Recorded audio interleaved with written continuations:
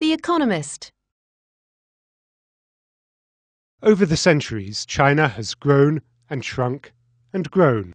It began as a unified state in the 3rd century BC, but became far larger by the time of Mongol rule in the 13th century, and again during the last imperial dynasty, the Qing.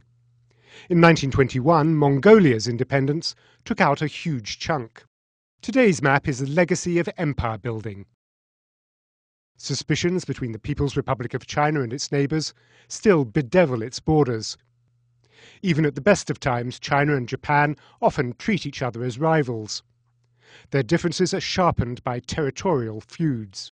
A cluster of rocks called the Diaoyutai Islands, or Senkakus in Japanese, is the focus of much bickering. Japan controls them, but China says it should. And how to draw the line between their exclusive economic zones. Japan says it should be halfway between them. China claims the entire continental shelf up close to Okinawa. In 2008, both sides agreed to develop the area together.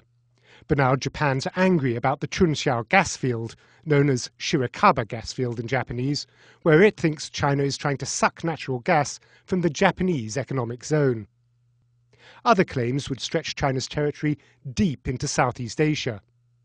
Vietnam, the Philippines, Malaysia, Brunei and Indonesia all have competing claims with China here. In 2002, all parties agreed to exercise self-restraint. But tensions have been growing again recently. China said last year it wanted to develop tourism on the Paracel Islands, which are also claimed by Vietnam. Again, oil and gas are involved.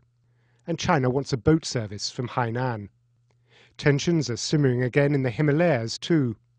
Disagreements here with India led to a border war in 1962. China's recent worries about Tibet seem to be reviving them. China's stepped up its accusations that India is occupying what China calls South Tibet. India calls this region the state of Arunachal Pradesh. To the west, India says China is occupying its territory in Aksai Chin. Talks between China and India have been getting nowhere. Finally, there's Taiwan. China's long been fearful that the island might make a formal bid for independence. In the mid-1990s, China made gestures that alarmed Taiwan and its backer, America. America moved 2 aircraft carriers close to the island as warning to China to back off. Lately, things have been smoother. In 2008, direct flights between Taiwan and the mainland were launched, along with direct sea transport and postal links. China's trying to persuade its neighbours that its rise is not to be feared, but its border disputes and feud with Taiwan create widespread unease in the region. Many wonder whether a powerful China might one day try to take by force the land that it sees as its own.